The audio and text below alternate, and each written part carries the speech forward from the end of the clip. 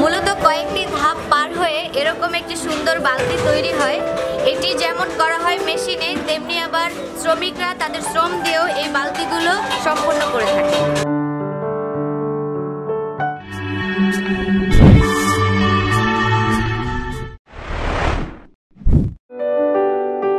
কেমন আছেন সবাই? আশা করি খুবই ভালো আছেন। বন্ধুরা, আমাকে দেখে বোঝা যাচ্ছে আমি কোথায় আছি? আমি আসলে টিনপট্টিতে আছি। এটি কেরানীগঞ্জে অবস্থিত। এইখানে শ্রমিকরা তাদের দক্ষ হাতে টিনের নানা ধরনের জিনিস তৈরি করেন এবং টিনও তৈরি করা হয় এইসব এলাকায়। চলুন আমরা আজকে এই টিনপট্টি ঘুরে দেখি।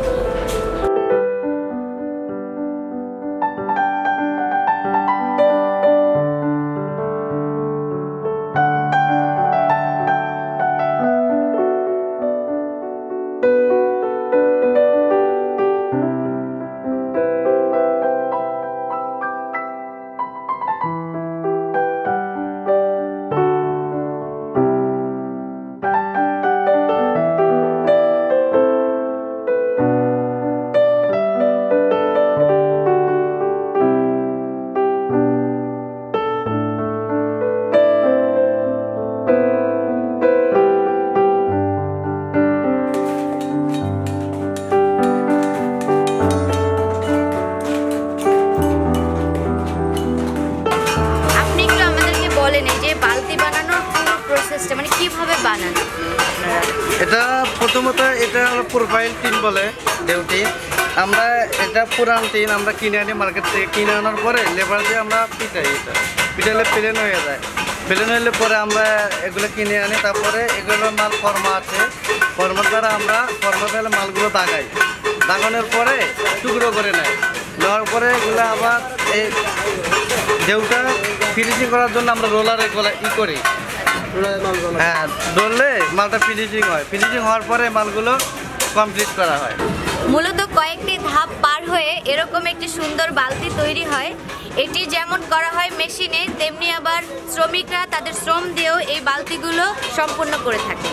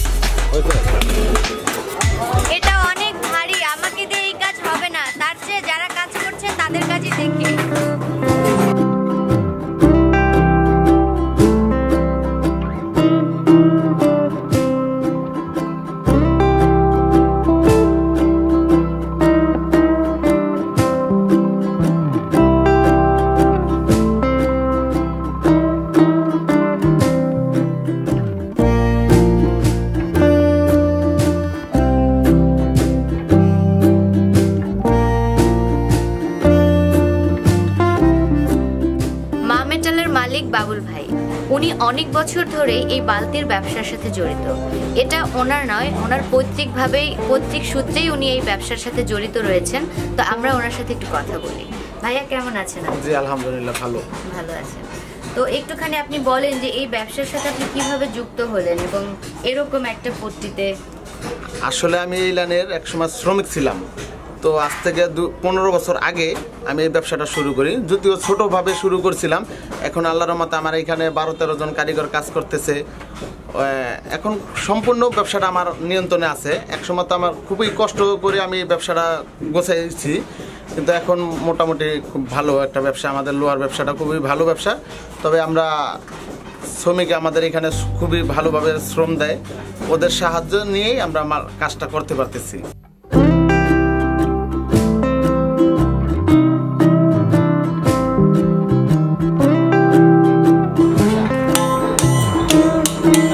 একটা সুদক্ষ কারিগর, তাই না? সুদক্ষ পুরো আপনি টেকনিক্যাল একটা ইঞ্জিনিয়ার ধরে নিতে পারেন। তাই টেকনিক্যাল একটা ইঞ্জিনিয়ার, নিজে কারিগর থেকে নিজে মহাজন।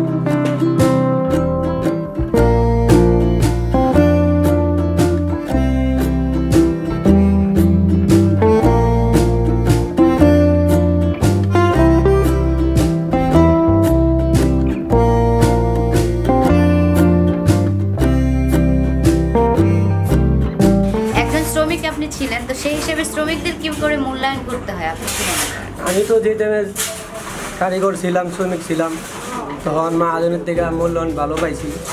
কারণ ওই ক্ষেত্রে যাতে আমার কারিগর একটু ভালো মূল্যায়ন পায় ওই ব্যবস্থায় আমি করি আর ওইভাবে চালাইতেছি।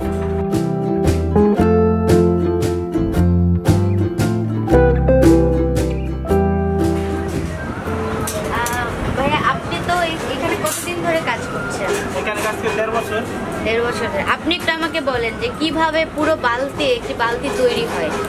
কীভাবে ধরে প্রথম বালতি সিটটা আনে, সিটটা এনে ওরা প্রথম, তারপরে আমরা ফর্মাতে কাটটা তারপর আমরা তৈরি করি। তৈরি করে তলা লাগাইতেছি, বালতি চাল লাগাইতেছি। ধরেন একটা বালতিতে 42টা কাজ আছে, ঠিক আছে?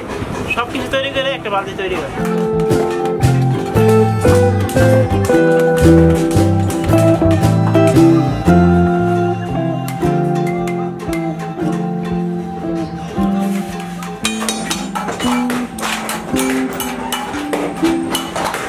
শ্রমিকের অক্লান্ত পরিশ্রমে এবং 42টি ধাপ পার হয়ে তৈরি হয় এক একটি বালতি।